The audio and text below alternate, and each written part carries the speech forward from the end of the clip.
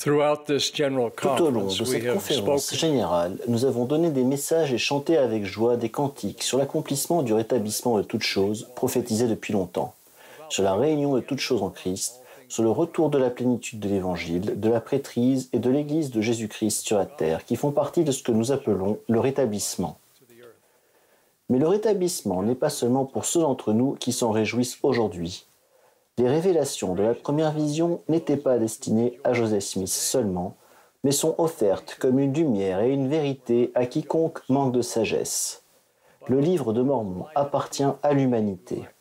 Les ordonnances de la prêtrise pour le salut et l'exaltation ont été préparées pour chaque personne, y compris celles qui ne sont plus dans la condition mortelle. L'Église de Jésus-Christ des saints des derniers jours et ses bénédictions sont destinées à tous les gens qui les veulent. Le don du Saint-Esprit est destiné à tout le monde. Le rétablissement appartient au monde et son message est particulièrement urgent aujourd'hui.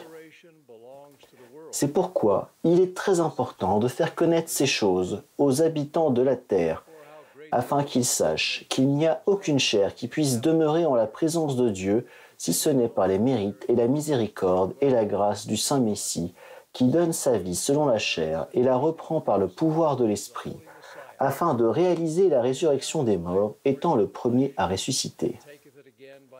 Depuis le jour où Samuel Smith, frère du prophète, a rempli sa sacoche d'exemplaires du livre de Mormon fraîchement imprimé et s'en est allé à pied faire connaître le nouveau livre d'Écriture, les saints œuvrent sans relâche pour faire connaître ces choses aux habitants de la terre. En 1920, David Mackay, qui était alors membre du Collège des 12 apôtres, a débuté une tournée mondiale d'1 an des missions de l'Église. En mai 1929, il s'est rendu dans un petit cimetière de Fa'agalii, au Samoa, sur la tombe bien entretenue de 3 petits-enfants. La fille et les 2 fils de Thomas et Sarah Hilton. Ces enfants, dont l'aîné avait 2 ans, sont morts à la fin du XIXe siècle, à l'époque où le jeune couple était en mission. Avant de quitter l'Utah, frère Mackay avait promis à Sarah, leur veuve, et qui n'avait jamais eu la possibilité de retourner au Samoa, qu'il se rendrait sur la tombe de ses enfants. Frère Mackay lui a envoyé une lettre disant « Sœur Hilton, dans un silence des plus éloquents, vos 3 petits-enfants poursuivent la noble œuvre missionnaire que vous avez commencée voilà près de 30 ans. » Puis il a ajouté quelques vers de sa propre composition. Par des mains aimantes, leurs yeux mourants furent fermés. Par des mains aimantes, leurs petits membres furent arrangés. Par des mains étrangères, leurs modestes tombes furent ornées. Par des inconnus, ils furent honorés, et par des inconnus, ils furent pleurés. Ce n'est qu'une histoire parmi des milliers, des centaines de milliers qui parlent du temps, des trésors et des vies sacrifiées au cours des 2 derniers siècles pour faire connaître le message du rétablissement. Notre aspiration d'atteindre chaque nation, famille, langue et peuple est intacte aujourd'hui, comme en témoignent les plus de 68 000 jeunes hommes, jeunes femmes et couples qui font une mission à plein temps. Les membres de l'Église qui répondent à l'invitation de Philippe de venir et de voir, et les millions de dollars consacrés chaque année à soutenir cet effort parmi dans le monde. L'invitation que nous lançons est sans contrainte, mais nous espérons que les gens ne pourront pas y résister. Pour que ce soit le cas, je crois que 3 choses sont nécessaires. Premièrement, votre amour. Deuxièmement, votre exemple. Troisièmement, l'utilisation du livre de Mormon. Notre invitation ne doit pas être une question d'intérêt personnel, mais une expression d'amour désintéressé. Cet amour connu comme étant la charité, l'amour pur du Christ, nous pouvons l'avoir si nous le demandons. Il nous est demandé, commandé même, de prier le Père de toute l'énergie de notre cœur, afin d'être remplis de cet amour.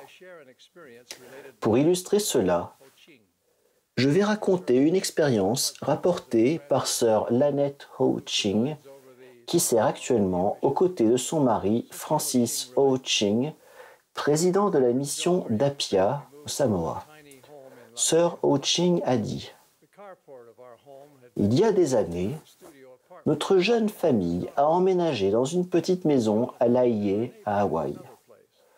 L'abri de voiture de notre maison avait été converti en studio dans lequel vivait un homme du nom de Jonathan. Jonathan avait été notre voisin dans un autre endroit.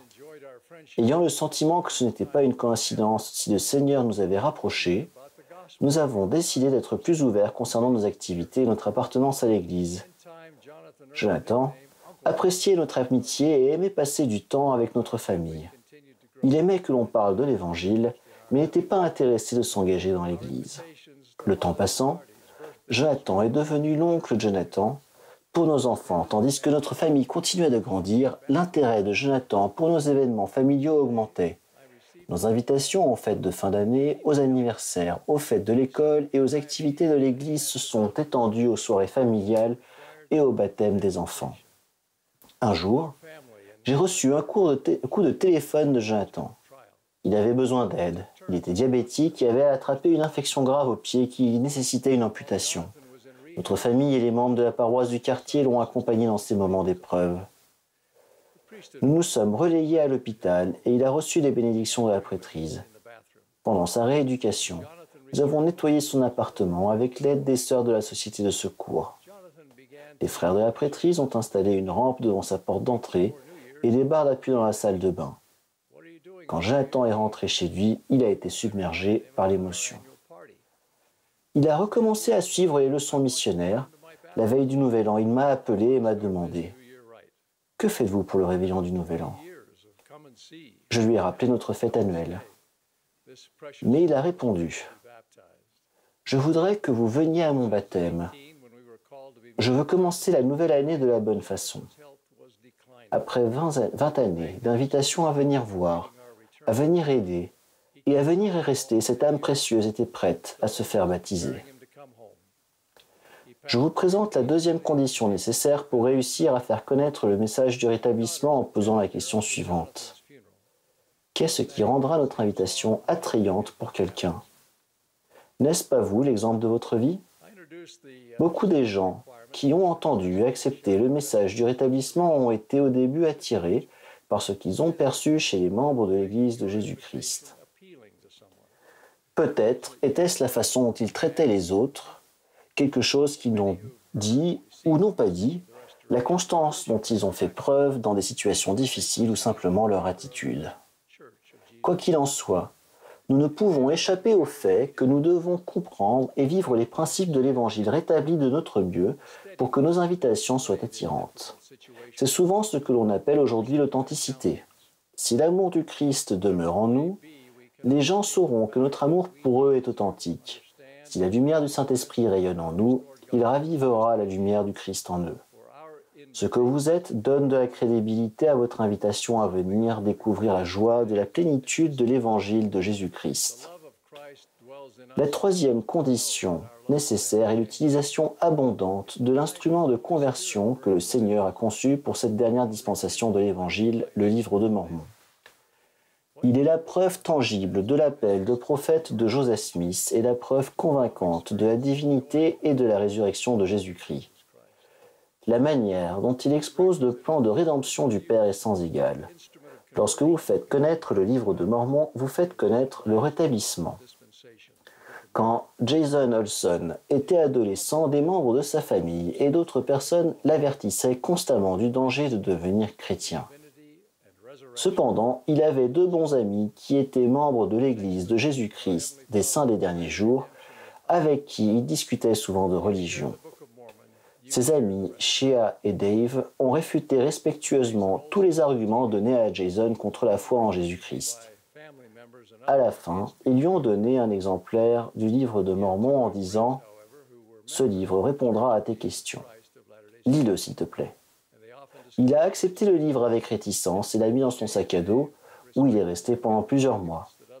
Il ne voulait pas le laisser chez lui, où sa famille risquait de le voir, et il ne voulait pas décevoir Shea et Dave en le leur rendant. Finalement, il a décidé que la solution était de brûler le livre. Un soir, un briquet dans une main, et le livre de Mormon dans l'autre. Il s'apprêtait à mettre le feu au livre lorsqu'il a entendu une voix dans sa tête lui dire « Ne brûle pas mon livre ». Surpris, il s'est arrêté. Puis se disant qu'il avait imaginé la voix, il allait rallumer le briquet.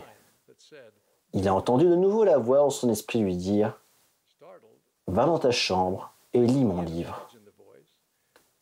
Il a rangé son briquet et retourné dans sa chambre, a ouvert le livre de Mormon et a commencé à lire.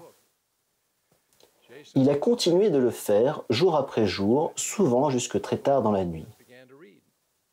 Après avoir terminé le livre et prié, Jason a vécu une expérience qu'il a notée. J'étais rempli de l'esprit, de la tête aux pieds. Je me sentais rempli de lumière. C'était l'expérience la plus joyeuse que j'avais jamais eue de ma vie. Il a désiré se faire baptiser et plus tard, il est lui-même devenu missionnaire. Il va probablement sans dire que malgré notre amour authentique et sincère, la plupart, sinon la majorité de nos invitations à connaître le message du rétablissement seront déclinées. Mais n'oubliez pas ceci, tout le monde est digne de cette invitation. Tous sont pareils pour Dieu. Le Seigneur est content de tous les efforts que nous faisons, quel qu'en soit le résultat. Si quelqu'un refuse, ce n'est pas une raison pour arrêter de le fréquenter. Un manque d'intérêt aujourd'hui peut très bien se transformer en de l'intérêt plus tard. Quoi qu'il en soit, notre amour demeure constant. Le rétablissement a vu le jour après des épreuves et des sacrifices intenses. Mais gardons ce sujet pour un autre jour.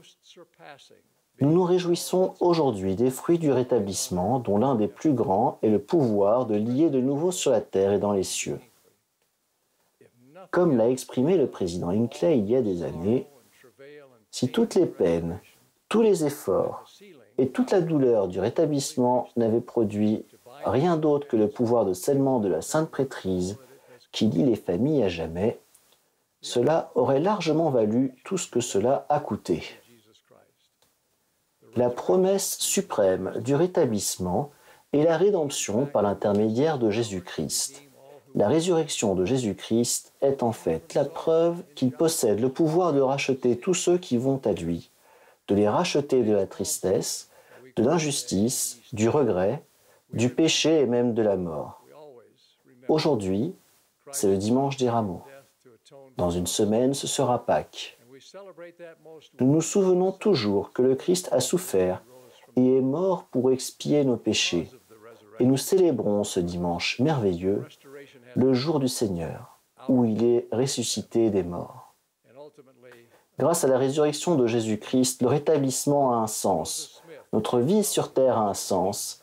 Et au bout du compte, notre existence même a un sens. Joseph Smith, le grand prophète du rétablissement, a offert le témoignage primordial pour notre époque du Christ ressuscité en disant « Il vit, car nous le vîmes et ceux à la droite de Dieu. » J'ajoute humblement mon témoignage à celui de Joseph et à celui de tous les apôtres et prophètes qui ont vécu avant lui et à tous les apôtres et prophètes qui lui ont succédé. Que Jésus de Nazareth est le Messie promis, le Fils unique de Dieu et le Rédempteur ressuscité de toute l'humanité. La résurrection du Christ rend cette promesse certaine. Au nom de Jésus-Christ, Amen.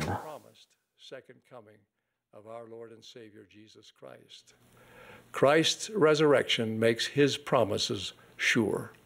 In the name of Jesus Christ, amen.